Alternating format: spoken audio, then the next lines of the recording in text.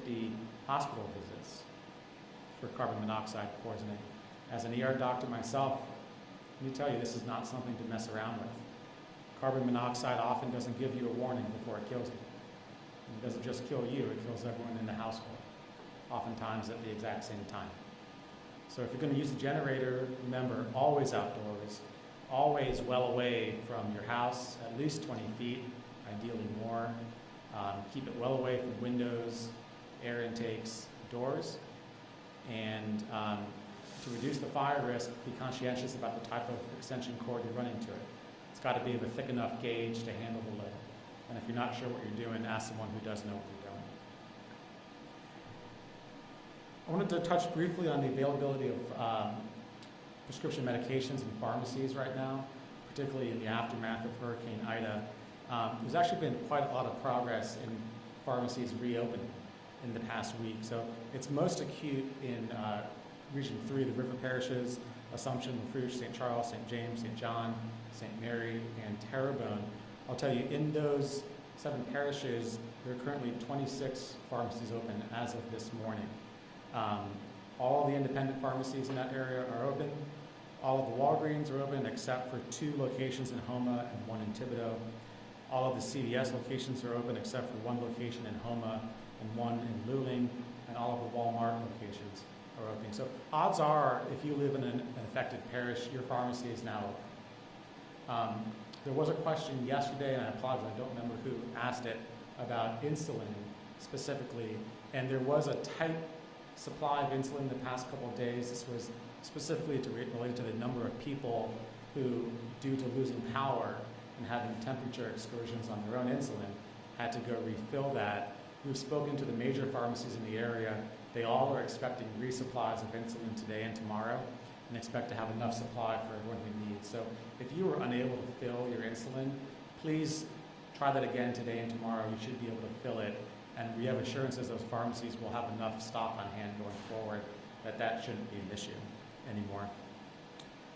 If you have Medicaid, and Louisiana Medicaid, and need to refill your prescriptions earlier than you normally would because they were lost or damaged in the storm, you can do that without any penalty or without any copay right now. You can actually do that anywhere across the country, no matter where you have evacuated to. So Medicaid recipients can refill their prescriptions early if they were lost or damaged in the storm without having to pay any associated copays right now. If you are uninsured and need assistance refilling prescription medicines related to the storm, we have requested, and the federal government has in turn activated, a program called the Emergency Prescription Assistance Program, EPAP. This is now open and available to anyone who is uninsured and needs to refill prescriptions. It will provide those prescriptions free of charge.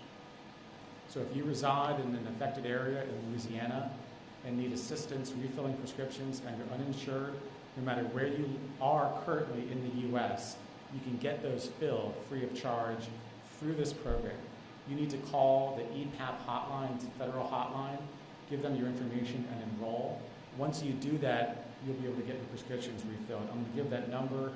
This will also be sent out as a press release later in the afternoon. It's 1-855-793-7470. That's the Emergency Prescription Assistance Program, specifically for people who are uninsured and need help refilling prescriptions that might have been lost or damaged in the storm. As we prepare for Tropical Storm Nicholas, I'll let you know that the testing and vaccination services provided through the National Guard in Region 5, that's the greater Lake Charles area, are going to be closed today and tomorrow, specifically for the storm. There may be additional sites outside of Region 5 closed if conditions deteriorate, and we're going to play that by ear depending on how the local weather is going. I also want to let people know that we have expanded the number of locations in the state that people can receive monoclonal antibody treatment if they are positive with COVID and not yet sick enough to be in the hospital. Again, monoclonal antibodies are specifically designed for people who have mild or moderate illness to keep them from becoming severe, to keep them from needing hospitalization. Once you're sick enough to be in the hospital, it's too late to receive monoclonal antibodies. As of today, we have added 3 new sites statewide. One is in the Rain Civic Center. Another is in the Byrd Regional Hospital at Deer Creek in Leesville. And the third is in the Rapides Coliseum. Tomorrow, the Clinton Alternative Learning Center in Clinton will be added as a site. And on Thursday, the Burton Coliseum in Lake Charles will be added as a site as well. In the coming weeks, we'll add 13 additional new sites to those 5 for a total of 18 new state-operated sites. These are in addition to the over 100 sites that are currently offering monoclonal antibodies. These, what will be 18 state-operated sites, will be open 7 days a week, 8A to 6P, and referrals go through your physician or your care provider. So there's a clinical hotline that providers will call to refer patients in. Bottom line is, if you get informed that you're positive for COVID, if you have a positive test, your immediate next step should be to call your medical provider. Ask them if monoclonal antibodies will be indicated in you. They're particularly indicated in people who are at high risk for complications, but they're only good if they're given right away. If you wait a few days, they really lose their efficacy. So if you find out that you're COVID positive, your immediate next move should be call your medical provider, ask if they think monoclonal antibodies are right for you, and if so, ask for their help to refer you in. Finally, Governor mentioned the COVID numbers. I'll reiterate, we're thankful that we are now declining from what was our 4th and most severe surge yet, but we still remain at a very, very high level. We're thankful we're going in the right direction. Hospitalizations are down to just over 1,600, and that's down from a peak of 3,022 in the middle of August. But the absolute level is still very, very high, and the CDC continues to rank all 64 parishes in the highest of 4 categories when it comes of your risk to encounter COVID, your community transmission risk. So please be cognizant of that. The governor mentioned that unfortunately today we are reporting 121 new COVID deaths. And I'll tell you, since Ida made landfall, compared to the 29 storm-related deaths that we know about, we have reported out 882 COVID deaths. So this remains a real threat, albeit sometimes an invisible threat. We are encouraged that we are declining in our rates, and we want to keep it that way. There's no guarantee that we will. So please remember to take COVID precautions, and particularly if you are finding yourself around people outside of your family unit because of the storm or for any other reason. Masking and distancing are the best ways to keep you protected in that immediate moment. And getting vaccinated is the best way to keep you protected looking forward to the future. I'll pause there, but I'd be happy to answer any questions if there are any. Can you talk about what testing and access to testing and access to maybe 7 doses of vaccines looks like in the aftermath of Ida? If there's been any issues with that, or what supplies look like? Yeah, both were temporarily impacted. Our testing volume went down for about 2 weeks, as one might expect, and the vaccination volume went down as well. Both of those are now picking back up, and the majority of the testing sites throughout the state, those operated by the National Guard and others, are back in operation. Again, a handful will be offline in Region 5, the Lake Charles area today and tomorrow. We hope that's it. If the weather is worse in other areas, we'll have to take a couple other offline. But by and large, they're coming back. I think the larger issue is just where people's minds are. And if you had loss in this storm, understandably, COVID probably isn't the first thing that you're thinking about right now, but it's still as much a risk to you and your family, even if you don't see it right now. So I think that's what our challenge is to continue to remind people that we're going to be at risk, at liability of having another surge like this as a community going forward until we can get more of our relatives and neighbors vaccinated. Thank you. Please stay safe today and tomorrow.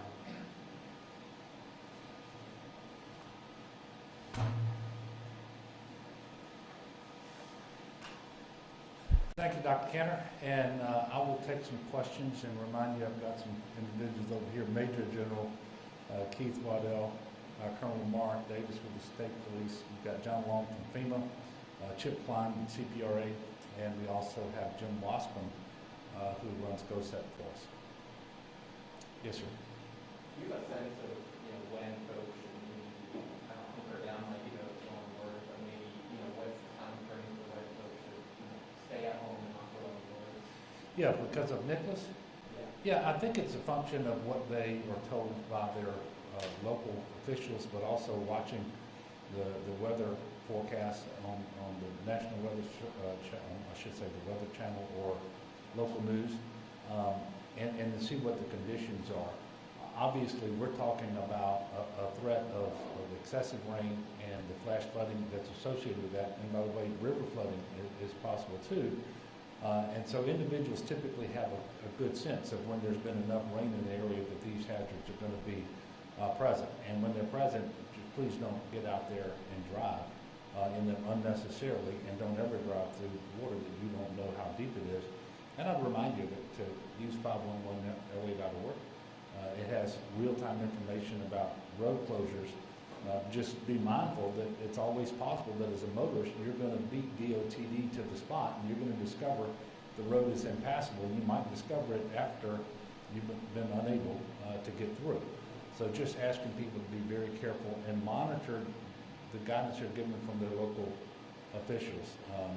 And anytime you have a storm like this, it's really not a good idea to go out sightseeing and see what kind of damage was visited upon your neighborhood, because that's typically at the same time that first responders are trying to get out and answer calls to individuals who may need some assistance with an emergency and that sort of thing.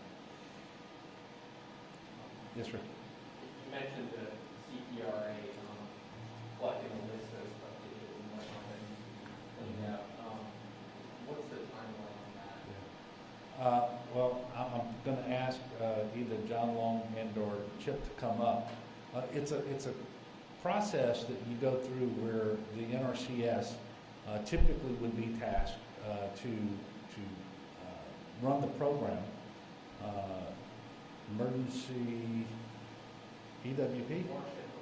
Yep, the emergency watershed program, and they would get tasked in order to approve and then pay for the efforts to get debris. And this can be cars, it can be trees, it can be construction and demolition debris, it could be swamp grass, you name it, out of ditches and canals and laterals and so forth. And then if they are unable to do it, or if they don't have the funding available, then they can get with FEMA, and FEMA will take over that responsibility. What we're doing right now through the CPRA is we're working with all the parishes that were impacted by Ida and have these problems.